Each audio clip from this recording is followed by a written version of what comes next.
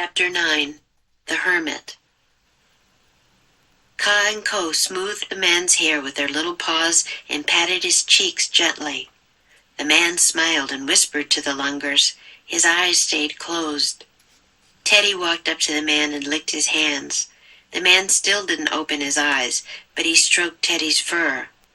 "Knock, knock," Annie said softly. "Is someone there?"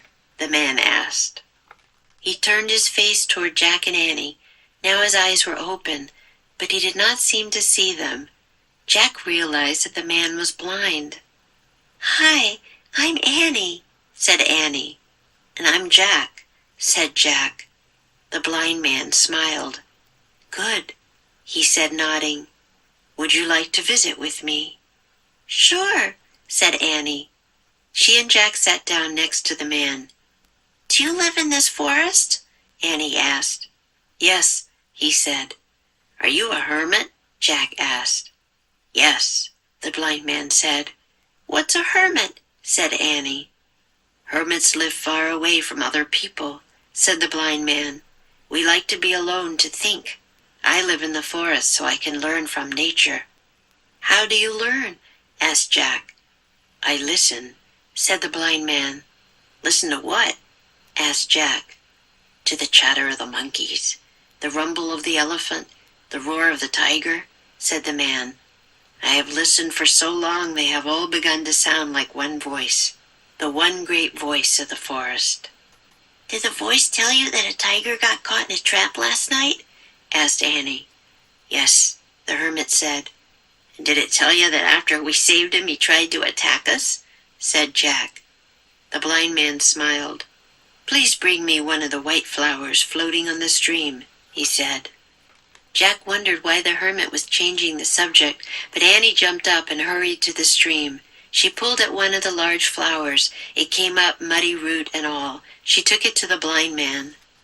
"Thank you," he said. The man touched the flower's large white petals and its dirty root. "This perfect lotus blossom grows from dark, thick mud," he said. "Its beauty cannot live without its ugliness. Do you understand?" "Yes," said Jack and Annie. "When you saved the tiger, you saved all of him," said the blind man. "You saved his graceful beauty and his fierce, savage nature. You cannot have one without the other." "Oh, right," said Jack. "Take this lotus as a thank you gift from all the forest for saving our fierce friend," said the blind man. "Our world would not be complete without him." Annie took the gift from the hermit. "A gift from a forest far away," she said. "Arf, arf," Teddy wagged his tail. The Lungers clapped. "We can go home now," said Jack, "if we can just find the way." "Do not worry," said the blind man. "Your house in the trees is close by. The elephants walked in a large circle, so you are back at the place where you started." "Really?" said Jack.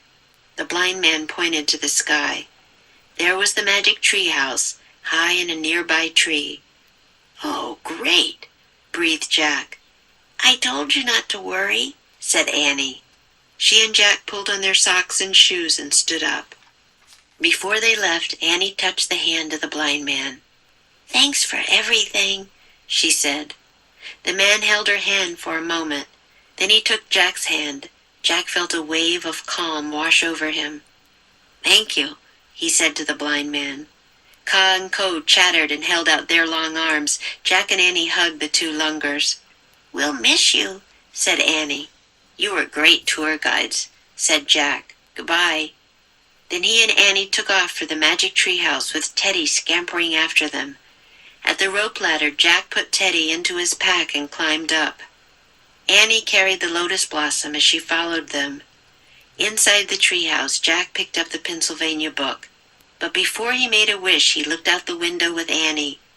In the distance, they saw Saba and the other elephants bathing in the stream. They saw Ka and Ko swinging on vines. They saw the tiger sunbathing in the grass, licking his sore leg. They saw tiny deer grazing. They saw bright birds in the trees. They saw the blind man sitting in front of his cave. He was smiling. Jack opened the book. He pointed to a picture of the Frog Creek woods. "I wish we could go home," he said. The treehouse started to spin. The wind started to blow. It blew harder and harder. Then everything was still, absolutely still. Chapter 10. Who are you, really? Jack opened his eyes. Late afternoon sunlight shined into the treehouse. "Our third gift," said Annie. She put the lotus blossom beside the pocket watch from the Titanic and the eagle's feather from the Lakota Indians.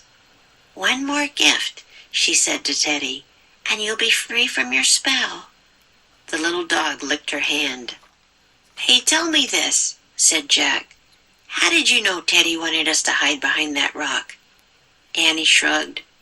"I just knew," she said. "I think I saw it in his eyes." "You did?" Jack looked into Teddy's eyes. The little dog tilted his head and stared back at Jack. Teddy's eyes twinkled as if they held many secrets. "Who are you, really?" whispered Jack. Teddy just smiled a doggy smile and wagged his tail. "Come for us again soon," Annie said. "Okay?" Teddy sneezed as if to say, "Of course." Jack grabbed his pack. Then he and Annie climbed down the rope ladder. When they stood on the ground, they looked up. A little black nose was poking out the treehouse window. "Bye," they called. "Arf, arf." Jack and Annie took off between the trees. Birds sang in the twilight. Squirrels scampered playfully through the leaves. The Frog Creek woods were very tame after the forest in India. Soon they came to their street. As they walked to their house, the last bit of daylight was slipping away. Before they went inside, Jack and Annie sat on their steps.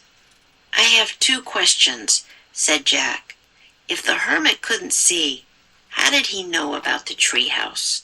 And how did he know that we had traveled all night with the elephants?" "Easy," said Annie. "The one great voice of the forest told him." Said Jack. He closed his eyes for a moment and listened. He heard a car going down the street. He heard a woodpecker pecking. He heard crickets chirping. He heard a screen door opening. He heard a mom saying, "Time for dinner, kids." All the sounds were like one great voice, the one great voice of home. Magic Treehouse Book 19 Tigers at Twilight Chapter 9-10. Chapter 9 The Hermit. Visit with somebody. Would you like to visit with me? Be alone. We like to be alone to think. Change the subject. Jack wondered why the hermit was changing the subject. Come up. It came up, muddy root and all. Wash over somebody. Jack felt a wave of calm wash over him. Chapter 10 Who are you, really? Tilt one's head. The little dog tilted his head and stared back at Jack. Hold secrets. Teddy's eyes twinkled, as if they held many secrets. As if to say. Teddy sneezed, as if to say, of course. Slip away. As they walked to their house, the last bit of daylight was slipping away. Practice makes perfect.